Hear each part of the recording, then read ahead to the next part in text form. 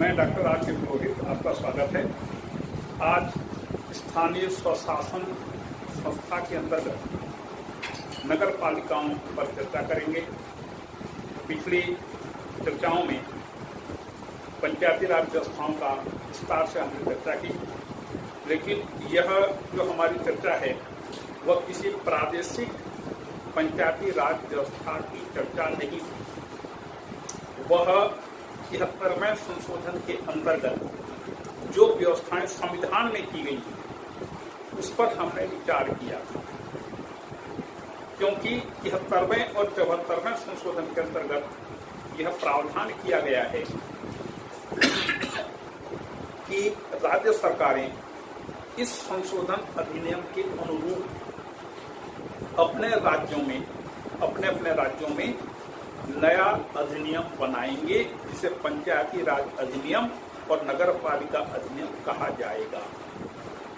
तो उसके बाद जब 73वां और 74वां संशोधन पारित हो गया दोनों संशोधनों से, संसद के दोनों सदनों से, तो उसके बाद विभिन्न राज्यों ने अपने राज्यों में पंचायती राज अधिनियम पारित किया और उसे क्रियान्वित किया। इसी प्रकार से नगर पालिकाओं के बारे में भी अधिनियम राज्य सरकारों ने बनाया और उसे अपने अपने राज्यों में लागू किया। मोटे तौर पर जो व्यवस्थाएं 73वें संशोधन और 74वें संशोधन में दी गई हैं, उसी के अनुरूप राज्य सरकारों ने अपने अपने प्रांतों में इसी प्रकार के अधिनियम बनाए। 73वां और 74वां संशोधन गाइडलाइन है, उसी के अनुरूप राज्य सरकारों को बनाना था और राज्य सरकारों ने बनाया। और जहां तक पंचायती राज व्यवस्था का प्रश्न है, 73वां संशोधन पारित होने के बाद मध्य प्रदेश ऐसा पहला राज्य था जिसने सबसे पहले पंचायती राज अधिनियम बनाया और 1994 में ही उसने पहला चुनाव पंचायती राज व्यवस्था के सफलतापूर्वक कराए और वही व्यवस्था अभी भी चल रही है। छत्तीसगढ़ में भी जब छत्तीसगढ़ राज्य का निर्माण हुआ तो उसने मध्य प्रदेश की पंचायती राज अधिनियम को पूरा यथावत स्वीकार किया। इसी प्रकार से जहां जहां भी नए राज्यों का निर्माण हुआ, उन सभी राज्यों ने भी मूल राज्य के पंचायती राज अधिनियम और अन्य व्यवस्थाओं को यथावत स्वीकार किया। तो आज देखें नगर पालिका अधिनियम, नगर पालिका व्यवस्था के बारे में। इसका उल्लेख संविधान के 244वें अनुच्छेद के 244 पी से लेकर के 244 जी तक व्यापक रूप से इसका उल्लेख किया गया है। उसी 244वें अनुच्छेद के अंतर्गत ही पूरे पंचायती राज व्यवस्था और नगरीय प्रशासन की व्यवस्था का पूरा उल्लेख किया गया है। और जहां तक शक्तियों का प्रश्न है, नगर पालिकाओं की शक्ति का उल्लेख संविधान में नया अनुसूची 12वीं अनुसूची डाल करके किया गया है और इसमें 18 विषय सम्मिलित किए गए। जिस प्रकार से पंचायती राज व्यवस्थाओं को जो शक्तियां दी गई हैं, उनकी संख्या 29 है, 29 विषय है उसके अंतर्गत, और इसका उल्लेख 11वीं अनुसूची में किया गया है।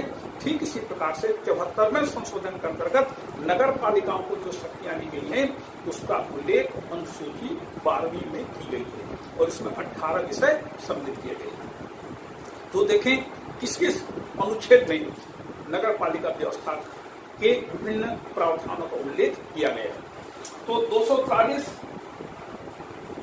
ओ तक पंचायती राज व्यवस्था का उल्लेख है, 240 से 240 ओ तक, और उसके बाद पी 240 पी में नगर पालिका संबंधित प्रावधान शुरू होते हैं। पी में नगर पालिका से संबंधित, नगर प्रशासन से संबंधित उस अधिनियम में जो परिभाषाएं हैं, जो शब्दों का प्रयोग किया गया है, उन शब्दों की परिभाषाएं 240 पी में दी गई। फिर 240 क्यू, इसमें नगर पालिकाओं का गठन के बारे में प्रावधान किया गया है। इसमें 3 प्रकार की व्यवस्था है। सबसे पहले है जो ग्रामीण क्षेत्र नगर की ओर संक्रमण कर रहा है। अभी तक मतलब इसके पहले तक जहां पर पंचायती राज व्यवस्था के अंतर्गत ग्राम पंचायतें हुआ करती थी, वह क्षेत्र ग्रामीण क्षेत्र अब नहीं रहा, शहरी क्षेत्र में, नगरीय क्षेत्र में परिवर्तित हो रहा है। तो ऐसे संक्रमणकालीन क्षेत्र के लिए, कस्बों के लिए नगर पंचायत का गठन किया जाने का प्रावधान है, संक्रमणकालीन नगरों के लिए। उसके नीचे उसके ऊपर है लघुत्तर नगरीय क्षेत्र के लिए नगर पालिका परिषद के प्रावधान किए गए और उसके बाद बृहत्तर नगरीय क्षेत्रों के लिए नगर निगम की व्यवस्था की गई है। तो देखिए, पंचायती राज व्यवस्था के अंतर्गत सबसे नीचे ग्राम सभा, उसके ऊपर ग्राम पंचायत, उसके ऊपर जनपद पंचायत और उसके ऊपर जिला पंचायत। तो 3 संस्थाएं हुई। चौथा जो है ग्राम सभा, सामूहिक सभा है। तो ग्राम पंचायत, जनपद पंचायत, जिला पंचायत। नगरीय प्रशासन के लिए सबसे नीचे नगर पंचायत, उसके ऊपर नगर पालिका परिषद, उसके ऊपर नगर निगम। और उससे भी बड़े शहर जो हैं, जिसे हम महानगर कहते हैं या मेट्रोपॉलिटन सिटी कहते हैं, उनके लिए बृहत्तर नगर निगम का निर्माण किया जाने का प्रावधान किया गया है।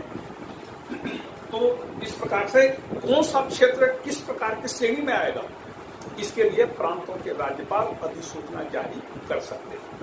तो वैसे जितने भी नगर पंचायत, नगर पालिका परिषद या नगर निगम जितने भी होते हैं, इन सब के लिए राज्यपाल की अधिसूचना की आवश्यकता पड़ती है। मतलब राज्यपाल अपने हस्ताक्षर से आदेश जारी करके तय करते हैं कि कौन सा क्षेत्र नगर पंचायत होगा, नगर पालिका परिषद के योग्य होगा अथवा नगर निगम की स्थापना कहां पर की जाएगी। 240R अनुच्छेद, इसमें नगर पालिका की संरचना के बारे में प्रावधान किया गया है। सबसे पहले निर्वाचन से भरे जाने वाले पद, मतलब कि पूरे उस क्षेत्र को विभिन्न निर्वाचन क्षेत्रों में विभाजित किया जाएगा और प्रत्येक क्षेत्र से एक सदस्य का निर्वाचन होगा, जिसे हम बोलचाल की भाषा में वार्ड मेंबर बोलते हैं। तो वार्ड मेंबर का निर्वाचन विभिन्न वार्डों से किया जाता है। ये प्रत्यक्ष रूप से आम जनता के द्वारा निर्वाचित होते हैं, मतलब वैध मताधिकार के अनुसार। दूसरा, विशिष्ट व्यक्ति जो नगर पालिका प्रशासन से संबंधित विशेष ज्ञान रखते हैं, ऐसे कुछ लोग मनोनीत किए जाते हैं। फिर लोकसभा, राज्यसभा, विधानसभा के सदस्य जो उस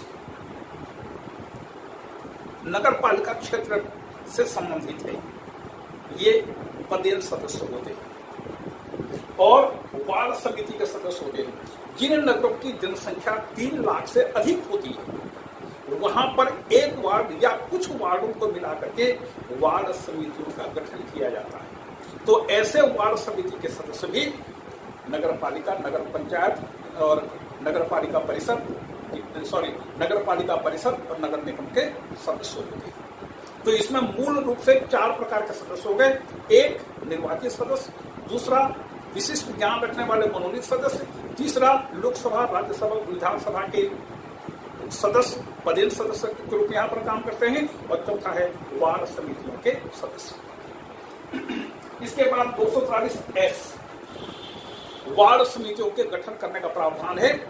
जिन नगरों की जनसंख्या 3 लाख से अधिक होगी, वहां पर वार्ड समितियों के गठन करने का भी प्रावधान किया गया है। तो वार्ड समितियों का गठन होगा, उसमें सदस्यों का निर्वाचन होगा और किस प्रकार से उस विभिन्न वार्ड समितियां अपने सदस्यों का निर्वाचन करेंगी, इस प्रकार से उसका पूरा प्रावधान किया गया है। और 240T के अंतर्गत आरक्षण का प्रावधान किया गया है, जिसमें अनुसूचित जाति, अनुसूचित जनजाति तथा प्रत्येक स्थान पर महिलाओं का 1/3 आरक्षण। कुछ प्रांतों में इसे 50% तक बढ़ा दिया गया है। ऐसा करने के लिए राज्य सरकारें सक्षम हैं। तो अनुसूचित जाति, अनुसूचित जनजाति तथा महिलाओं के लिए उचित आरक्षण का प्रावधान किया गया है। जहां तक महिलाओं के आरक्षण का प्रश्न है, प्रत्येक स्तर पर, चाहे अनुसूचित जाति हो, चाहे जनजाति हो, चाहे सामान्य हो और चाहे समग्र रूप में विभिन्न पद हो, चाहे निर्वाचित पद हो, चाहे अध्यक्ष का पद हो, उपाध्यक्ष का पद हो, प्रत्येक स्तर पर इन महिलाओं को 1/3 आरक्षण दिए जाने का प्रावधान किया गया है। और यह भी कहा गया है कि राज्य सरकारों की यह इच्छा है कि वे अन्य पिछड़ा वर्ग को आरक्षण का प्रावधान करते हैं या नहीं करते हैं, यह राज्य सरकारों पर छोड़ दिया गया है। फिर 240U नगर पालिकाओं की अवधि से संबंधित प्रावधान है कि इनकी अवधि 5 वर्ष होगी। मतलब प्रथम सम्मेलन की तिथि से गणना होगी और इसकी तिथि 5 वर्ष तक होगी। यदि 5 वर्ष के पहले, जैसे पंचायती राज व्यवस्था के अंतर्गत प्रावधान है, उसी प्रकार का प्रावधान यहाँ पर भी है कि यदि 5 वर्ष के पहले नगर पालिका का विघटन कर लिया जाता है तो नई नगर पालिका का गठन होगा और उसकी अवधि शेष समय तक के लिए होगी। मतलब 5 साल के लिए पहली बार निर्वाचन हुआ, मान लीजिए 2 साल नगर पालिका ने काम किया, उसका भंग कर दिया गया, तो जो नया नगर निगम बनेगा, नगर पालिका बनेगी, उसकी अवधि शेष समय की होगी। मतलब कि जैसे 3 साल बचा है, 6 महीने नए इलेक्शन में बीत गए, बाकी बचा 2.5 साल, तो 2.5 साल के लिए नई नगर पालिका काम करेंगे, नगर पंचायत काम करेगी। और यदि मान लीजिए भंग कर देने के बाद कुल 5 वर्ष की अवधि में केवल 6 महीने से कम समय बचा है तो वहां पर नया निर्वाचन नहीं होगा। जो शेड्यूल टाइम है उसी पूर्व निश्चित समय पर ही नया इलेक्शन होगा। तो 6 महीने यदि बचा है तो नया इलेक्शन नहीं होगा, 6 महीने के बाद होगा। उसके बाद 240V के अंतर्गत सदस्यों की अयोग्यता या अनर्हता के बारे में उल्लेख किया गया है कि कौन इसकी सदस्यता से वंचित हो सकते हैं या कौन लोग उसके अयोग्य होंगे। जैसे जिसकी आयु 20 वर्ष से कम हो वह चुनाव नहीं लड़ सकता। मान लीजिए कानून के अंतर्गत कोई व्यक्ति दंडित है या जिसे कानूनन अयोग्य घोषित किया गया है, ऐसे व्यक्ति उसका चुनाव नहीं लड़ सकते। मान लीजिए किसी दूसरे नगर में रहने वाला कोई व्यक्ति है, यहाँ पर आकर के चुनाव नहीं लड़ सकता। इस प्रकार की अयोग्यता इसके अंतर्गत उल्लिखित की गई। फिर 240W के अंतर्गत नगर पालिकाओं की शक्तियां, प्राधिकार और उत्तरदायित्व का उल्लेख किया गया है और कहा गया है कि राज्य सरकारें नगर पालिकाओं को ऐसी शक्तियां देंगी, ऐसे प्राधिकार देंगी ताकि ये नगर पालिका संस्थाएं स्वायत्त शासन की एक इकाई के रूप में काम कर सकें। और चूंकि 12वीं अनुसूची के अंतर्गत 18 विषयों का उल्लेख है, इसलिए इन 18 विषयों से संबंधित पूरी व्यवस्था करने की जिम्मेदारी नगर पालिकाओं को प्रदान की गई। और नगर पालिकाएं पूरे भारत भर में नगर पालिकाएं इन विषयों के अधीन रहते हुए अपने विभिन्न प्रकार के कार्यों का संपादन कर रही हैं। इसके बाद ये नगर पालिकाएं उस नगर की आर्थिक विकास तथा सामाजिक न्याय की विभिन्न योजनाएं बनाएंगी और उन योजनाओं को क्रियान्वित भी करेंगी ताकि नगरों का समुचित विकास हो सके। जिस प्रकार से पंचायती राज व्यवस्था के अंतर्गत ग्राम पंचायतों को पूरी जिम्मेदारी दी गई है, जनपद पंचायत तथा जिला पंचायत के अधीन रहते हुए काम करेंगे, इसी प्रकार से विकास का समस्त कार्य इनको सौंपा गया है।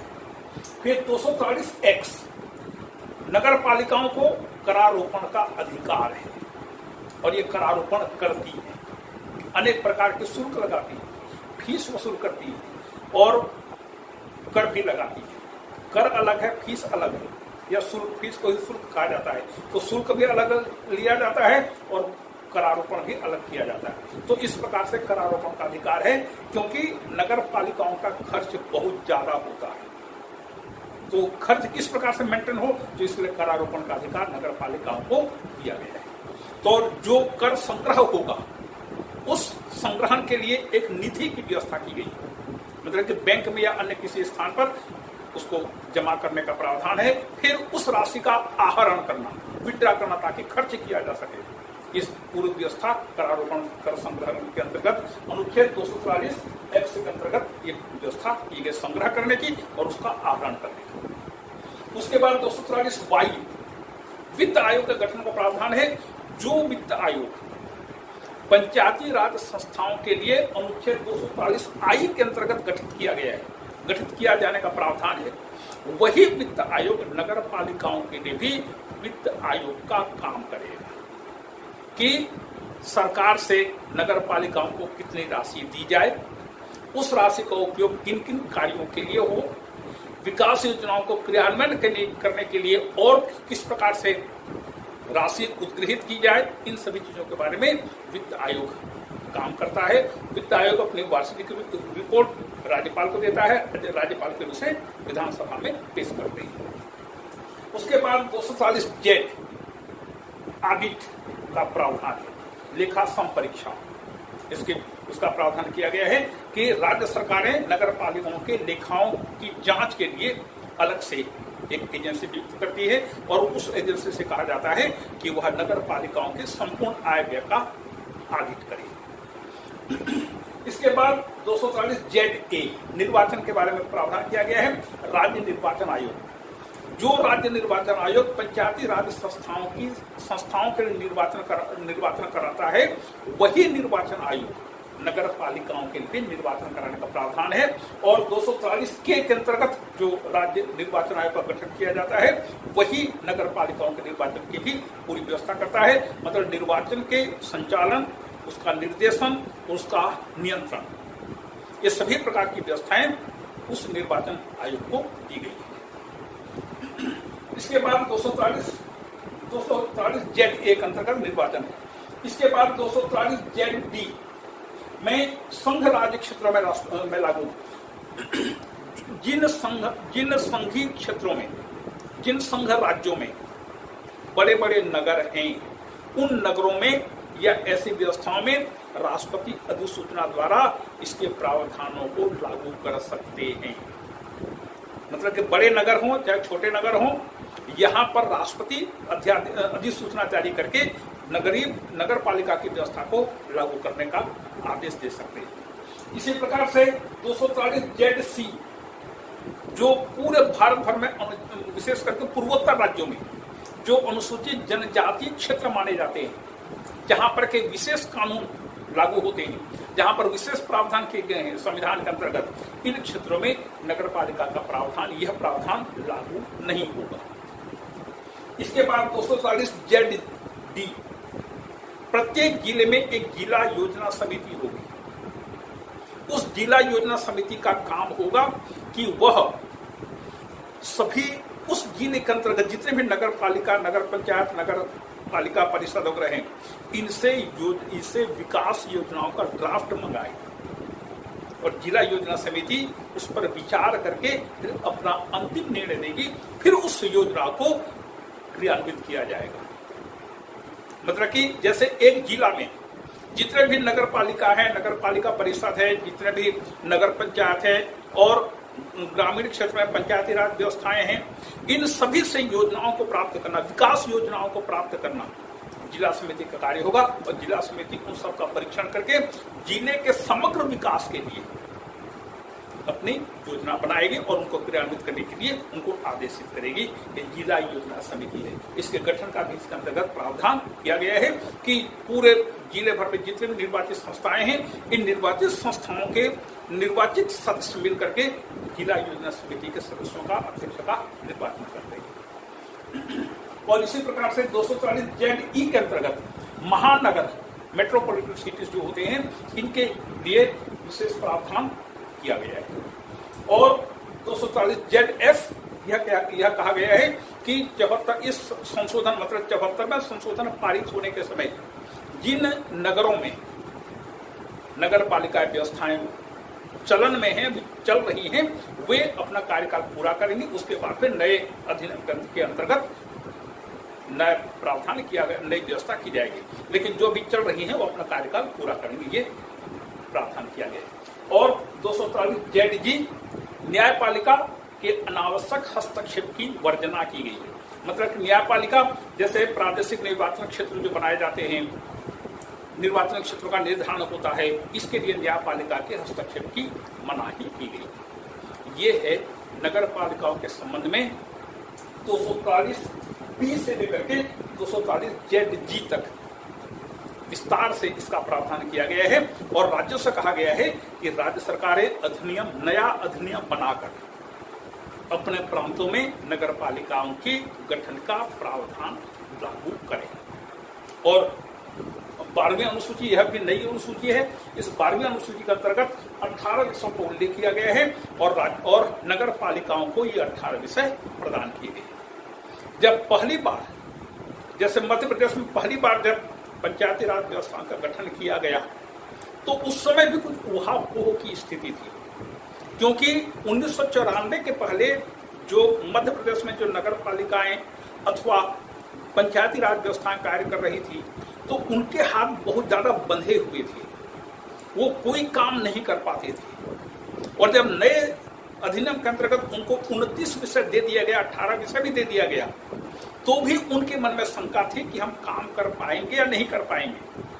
आखिरकार राज्य सरकार को यह घोषणा करनी पड़ी कि संविधान के अंतर्गत जो 29 विषय और 18 विषय पंचायती राज संस्था और नगर पालिका संस्थाओं को सौंपे गए हैं, इन सभी पर काम करना पंचायती राज व्यवस्था तथा नगर पालिका संस्था की जिम्मेदारी होगी और राज्य सरकार अनावश्यक रूप से इनके कार्यों में हस्तक्षेप नहीं करेगी। और तब धीरे धीरे करके पंचायत राज व्यवस्था मतलब स्थानीय स्वशासन की व्यवस्थाओं ने काम करना प्रारंभ किया। तो ये है नगर पालिका व्यवस्था। इसी के साथ ये अध्याय समाप्त हुआ। आपको धन्यवाद।